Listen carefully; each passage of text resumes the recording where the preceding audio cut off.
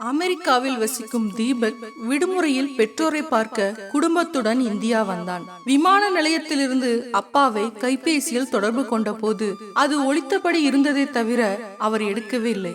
சரி, இன்னும் 1 மணி நேரத்தில் வீட்டுக்கு தானே போக போகிறோம் என எண்ணியவன் கால் டாக்ஸியில் கிளம்பினான். 15 நிமிடங்களில் கிழக்கு தாம்பரத்தில் இருந்த நவீன அபார்ட்மெண்ட்டை அடைந்தது கால் டாக்ஸி. அபார்ட்மெண்ட்டை அடைந்து 2-3 முறை காலிங் பெல்லை அடித்தும் கதவு திறக்கவில்லை. ஒருவேளை வீடு பூட்டி இருக்கிறதோ என நினைத்து மறுபடியும் தன் அப்பாவை மொபைல் போனில் கூப்பிட்டான். ரிங் போனதை தவிர போனை எடுக்கவில்லை. வேறு வழி இல்லாமல் எதிர் வீட்டு காலிங் பெல்லை அடிக்க 2 நிமிடம் கழித்து வெளியே வந்தார் வீட்டுக்காரர். மாமா, அப்பா அம்மா வெளியே போயிருக்காங்களா? போன் பண்ணா எடுக்க மாட்டேங்கிறாங்க என்றான். உனக்கு விஷயமே தெரியாதா? உங்க அப்பா உன்கிட்ட சொல்லலையா? இல்லையே மாமா. என்ன விஷயம்? உனக்கு தெரியாதது ஆச்சரியமா இருக்கு. உங்க அப்பாவும் அம்மாவும் முதியோர் இல்லத்துல இருக்காங்க. யாராவது வந்தா கொடுக்க சொல்லி அட்ரஸ் கொடுத்திருக்காரு உங்க அப்பா. இரு, எடுத்துட்டு வரேன் என்று சொல்லியபடியே உள்ளே சென்று எடுத்து வந்து கொடுத்தார். இவங்களுக்கு என்னாச்சு? எல்லா வசதிகளும் நிறைஞ்ச அபார்ட்மெண்ட் இருக்கையில ஏன் முதியோர் இல்லத்துல போய் தங்கணும் என்று குழம்பி போனான். தேங்க்ஸ் மாமா, நான் வரேன் என்று சொல்லி கிளம்பினான். அதுவரை மொபைல் போனில் பேசிக் கொண்டிருந்த அவன் மனைவி பிரீத்தி, என்னாச்சு தீபக் என்று கேட்டாள். என்னத்த சொல்ல, முதியோர் இல்லத்துல தங்கி இருக்காங்களாம் என்றான் கோபத்துடன். முதியோர் இல்லமா? ஏன் வீட்டை விட்டுட்டு என்றால் ஆச்சரியத்துடன். அபார்ட்மெண்ட் வளாகத்தை விட்டு வெளியே வந்து கால் டாக்ஸியில் ஏறியதும் முடிச்சூர் போப்பா என்று சொன்ன தீபக் மீண்டும் தன் அப்பாவை மொபைலில் தொடர்பு கொள்ள முயன்றான். அவர் எடுக்கவில்லை என்றதும் கோபத்தில் அவன் முகம் சூடானது. எங்க போறோம் என்று கேட்டாள் பிரீத்தி. அமைதி இல்லம். சொன்னவனின் குரல் அதிர்ந்தது. காரில் இருந்து இறங்கியவர்களின் கண்களில் பட்டது அமைதி ஹோம் போர்டு. மகனையும் மனைவியையும் அழைத்துக் கொண்டு இல்லத்தின் உள்ளே சென்றான் தீபக். வரவேற்பறையில் அமர்ந்திருந்தவர், யார் நீங்க, என்ன வேணும் என்று கேட்டார். ராமச்சந்திரன், மாலதி அம்மாளை பார்க்கணும். வேர்வையை துடைத்தபடியே சொன்னான். பிரீத்தியும் மகனும் மொபைலை நோண்டியபடியே இருந்தனர். நீங்க அவங்களோட பையன் என்றான் தயக்கத்துடன். அவனை உட்கார சொன்னவர், சின்ன நிகழ்ச்சி நடக்குது சார், பெரியவங்களோட நேரம் செலவழிக்கிறதுக்காக ஒரு கம்பெனியிலிருந்து வந்திருக்காங்க, கொஞ்சம் வெயிட் பண்ணுங்க என்று சொல்லி உள்ளே சென்றார். சிறிது நேரத்தில் மகிழ்ச்சியுடன் அங்கு வந்தனர் தீபக்கின் பெற்றோர். வெறுப்பு, கோபம் இரண்டும் சேர்ந்து அவர்களை வெறித்தவன், என்னப்பா இதெல்லாம், என்ன நினைச்சிட்டு இங்க வந்தீங்க என்றான். தீபக் அம்மாவின் குரல். சாப்பிட்ட உடனே மூச்சு வாங்குதுப்பா, இப்ப எல்லாம் ஒண்ணும் முடியல என்றபடி அவன் அருகில் அவன் அம்மா அமர, அம்மா முதல்ல இங்கிருந்து கிளம்புங்க, என்ன மடத்தனம் இது என்று கர்ஜித்தான். அங்கு வந்த தீபக்கின் அப்பாவிடம், ஏன் மாமா, உங்களுக்காகத்தானே எல்லா வசதியும் இருக்கிற மாதிரி அபார்ட்மெண்ட் வாங்கி கொடுத்திருக்கோம், சொல்லாம கொல்லாம நீங்க பாட்டுக்கு முதியோர் இல்லத்துல வந்து தங்கிட்டீங்களே, உங்க மகன் எவ்வளவு ஷாக் ஆயிட்டார் தெரியுமா என்றாள் பிரீத்தி. என் மானத்தை வாங்கணும்னே இங்க வந்து தங்கி இருக்கீங்க. ரிசப்ஷன்ல இருந்தவர்கிட்ட நான் அவங்க பையனை சொல்றப்ப எப்படி கூனி குறுகி போயிட்டேன் தெரியுமா? உங்களுக்கு அபார்ட்மெண்ட்ல வசதி குறைவுன்னா என்கிட்ட ஒரு வார்த்தை சொல்லி இருந்தா எவ்வளவு செலவானாலும் பரவாயில்லன்னு வேற வசதியான பிளாட் வாங்கி அதுல உங்களை ராஜா மாதிரி தங்க வச்சிருக்க மாட்டேனா என்றவன் அம்மாவை பார்த்து, அப்பா தான் மடத்தனமா ஏதோ சொன்னார்னா உனக்கு மூளை வேணாமா? எதிர் பிளாட்ல குடியிருக்கிற மாமா உனக்கு விஷயமே தெரியாதான்னு கேட்ட போது அந்த இடத்துல என்னால நிக்கவே முடியல. உன் கோபம் புரியுதுப்பா. ஆனா என்னப்பா ஆனா? கோபமாக ஆரம்பித்தவனை அமைதியாக இருக்கும்படி சைகையினால் கட்டளையிட்டவர், உன்கிட்ட சொல்லாம நாங்க இந்த முடிவை எடுத்திருக்க கூடாது. ஆனா முதல்ல ஒண்ணு புரிஞ்சுக்க, நாங்க இங்க வந்தது மாற்ற முடியாத முடிவுனே சொல்லலாம் என்றதும் அதிர்ச்சியுடன் அப்பாவை பார்த்தான். ஆமாம் தீபக், உன்கிட்ட முதல்ல ஏன் சொல்லலன்னு கேட்ட இல்லையா?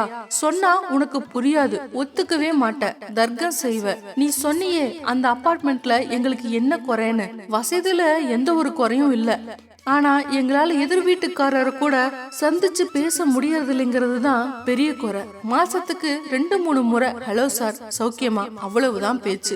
எதிர் பிளாட்காரர் தான் இப்படின்னா மத்த பிளாட்ல எல்லாம் யார் இருக்காங்கன்னே தெரியாது. நாங்க கூட சில பேர் கூட பழக முயற்சி செய்தோம், யாரும் ஈடுபாடு காட்டினாதானே. நாள் முழுக்க நாங்க 2 பேரும் எங்களுக்குள்ளேயே என்னத்தப்பா பேசிக்கிறது. இங்க ஏன் வந்தோம்னு கேட்டியே, இங்க எல்லாரும் எங்க வயசுக்காரங்க, மனம் விட்டு பேசுறோம், சண்டை சச்சரவு சங்கடங்களும் வரத்தான் செய்யும். அதுவும் வாழ்க்கைக்கு தேவைதானே. பேசி பழக மனுஷங்க இல்லாதது என்ன வாழ்க்கை? நீ வேலை கிடைச்சதுன்னு அமெரிக்கா போயிட்ட, உன்னை போகாதன்னு சொல்ல எங்களுக்கு உரிமை இருக்கான்னு தெரியல. ஏன்னா அது உன் விருப்பம், உன் வாழ்க்கை. எங்க கதி வெறும் கட்டடம் மட்டும் வாழ்க்கையாகிடுமா? இங்க எங்களோட பேசி பழக நிறைய பேர் இருக்காங்க. எங்க மனசுக்கு நிறைவு இருக்கு. நீ மறுபடியும் ஊரில் வந்து செட்டில் ஆகிறன்னு சொல்லு. நம்ம எல்லாரும் ஒன்னா இருக்கிறதா இருந்தா மறுபடியும் வீட்டுக்கு வரோம். அதுக்கு சாத்தியம் இல்லைன்னா நாங்க இங்கேயே இருந்துடுறோம். வெறும் சுவர்கள் மத்தியில இருக்கிறது கொடுமை. அது எங்களால முடியாதுப்பா என்றவரின் கண்கள் கலங்கி இருந்தது. தீபக், இந்த முடிவை எடுத்ததுல எனக்கு தான் பெரிய பங்கு இருக்கு என்ற அம்மா, இங்க எல்லாரும் கிட்டத்தட்ட எங்க வயசுக்காரங்கிறதால சிரிச்சு பேசி கலகலன்னு பொழுது போகுது. செங்கல், சிமெண்ட், கதவு, ஜன்னல், மாடலர் கிச்சன், ஏசி, இதெல்லாம் மட்டும் வீடு இல்லப்பா. வீடுனா அதுல மனுஷங்க இருக்கணும். இனிமே இதுதான் எங்க வீடு. கண்ணீரோடு நிமிர்ந்த மகன் தீபக் பேச ஆரம்பித்தான். ஏப்பா, நீங்க திருமணத்திற்கு முன்பே நல்ல உத்தியோகத்தில் கை நிறைய சம்பளம் வாங்கிய அரசு வேலையில் தானே இருந்தீங்க. தாத்தா சொத்தான விவசாய நிலங்கள் வேறு நிறைய இருந்திருக்கு. இவ்வளவு பணத்தையும் வைத்துக்கொண்டு ஏப்பா ஒரே பிள்ளை போதும்னு நிறுத்துனீங்க?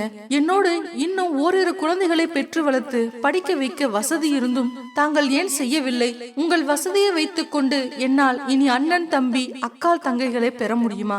யாரும் இல்லாதவனா என்ன நீங்க ஆக்கி விட்டீர்களே அப்பா.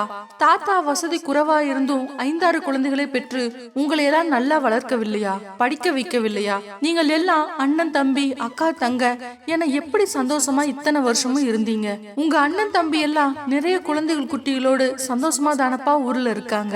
மற்றவங்க பெருசா நினைக்கணும்னு என்னையும் ஹாஸ்டல்ல தங்க வைத்து படிக்க வைத்து படிப்பு படிப்பு என்று என் இளமையில் எனக்கு கிடைக்க வேண்டிய அத்தனை சந்தோஷமும் இல்லாமல் செய்தீங்களேப்பா.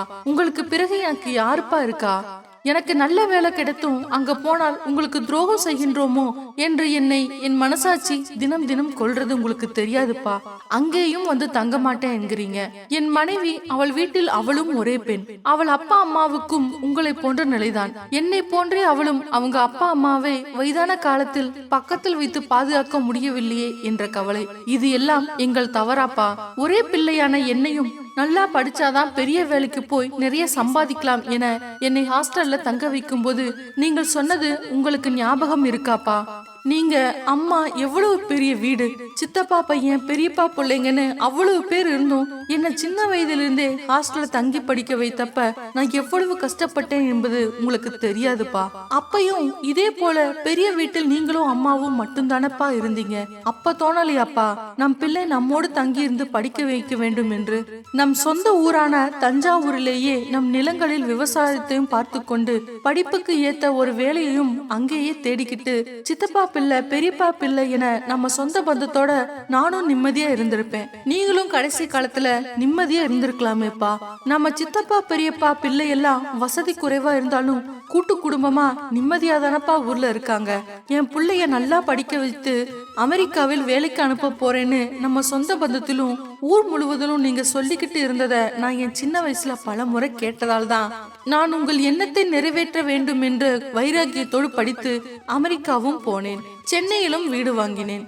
இப்ப என்ன குறை சொல்றீங்களே, இது சரியாப்பா?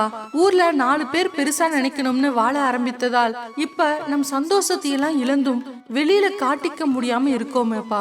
மற்றவங்களை பிரமிக்க வைப்பதாப்பா வாழ்க்கை. ஓகே ஃப்ரெண்ட்ஸ், இந்த வீடியோ உங்களுக்கு பிடிச்சிருக்கும்னு நினைக்கிறேன்.